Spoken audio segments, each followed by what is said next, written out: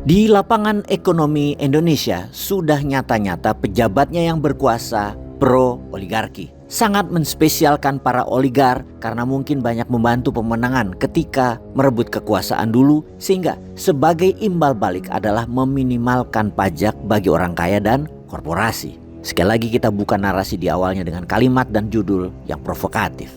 Memanjakan oligarki selama ini akhirnya menyebabkan rasio pajak Indonesia secara data di angka 9,1% di tahun 2021 adalah sebuah nilai terendah di Asia Tenggara, bahkan di Asia.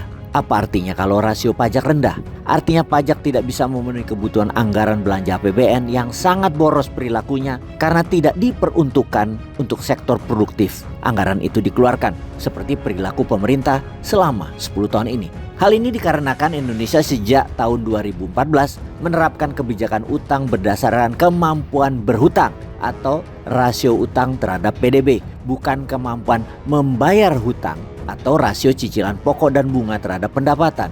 Ini yang harus dijelaskan secara sederhana. Begini, kalau Anda punya rumah nilainya katakanlah 1 miliar, maka secara sederhana Anda memiliki jaminan atau bankable atas aset rumah Anda kira-kira 70%-nya, alias kemampuan Anda berhutang itu hingga 700 juta rupiah. Maka pada saat berhutang ada dua pastinya, hutang produktif atau hutang konsumtif. Misalnya hutang produktif itu adalah Anda perlu menambah pendapatan Anda meminjam 500 juta rupiah untuk membuat tambahan 5 unit kamar yang akan dijadikan tempat kos-kosan. Karena posisi rumah Anda sangat strategis di antara perempatan kampus, pasar, sekolah, dan perkantoran. Ibarat Indonesia lah, yang kita semua tahu saat ini berada di perempatan yang sangat strategis antara negara ASEAN, wilayah dua samudra yang aktif produktif secara maritim, dan hasil laut yang melimpah yang membelah juga dengan negara Australia dan New Zealand yang lebih makmur dari Indonesia. Cross wilayah Indonesia antara ASEAN dan Australia,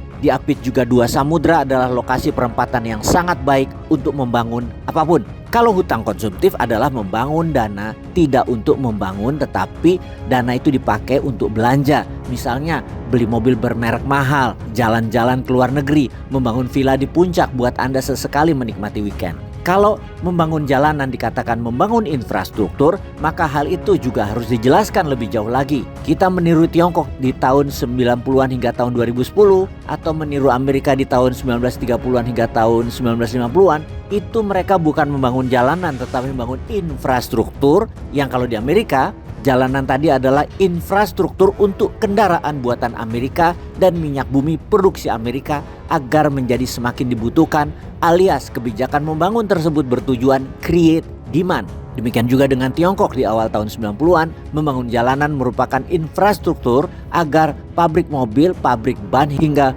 mobil listrik produksi Tiongkok dapat menggunakan infrastruktur itu untuk mengaktifkan ekonomi. Bahkan bukan hanya kendaraan mobil, bus, truk, sampai isi truknya, isi kontainernya adalah produksi dalam negeri Tiongkok, yaitu bahan jualan yang akan dikirim ke seluruh dunia. Beda dengan membangun jalanan di sebuah negara yang ternyata isinya mobil Wuling, Chery, Dongfang, BYD, bensinnya impor dari Timur Tengah, isi truknya adalah bahan jualan negara orang yang diimpor seperti beras, baju thrifting, pupuk, barang konsumtif lainnya. Setelah belanjanya juga pakai platform sosmed negara lain tersebut. Parah ya. Jadi apa buat Indonesianya? Sudah gitu membangunnya ngutang, bukan duit sendiri. Jadi yang untung siapa? Ini kita membangun untuk perpanjangan bisnis mereka ya. Mana buat rakyatnya? BUMN buktinya bangkrut, negara bangkrut berhutang besar, rupiah terpuruk. Mana buat Indonesianya? Sekali lagi, mana membangunnya? Di mana seharusnya kebijakan berhutang itu kita harus berpikir bahwa utang digunakan untuk sektor produktif yang menghasilkan pendapatan yang cukup untuk melunasi dirinya sendiri. Namun kita tahu, seperti membangun IKN adalah membangun sektor tidak produktif, apalagi pakai dana APBN.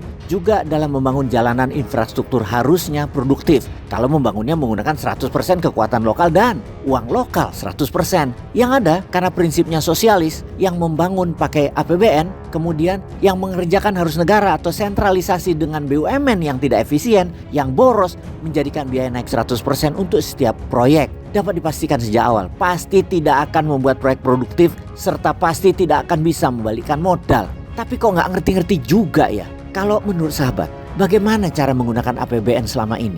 Sudah Anda rasakan manfaatnya? Ini kita ingin buktinya. Peace.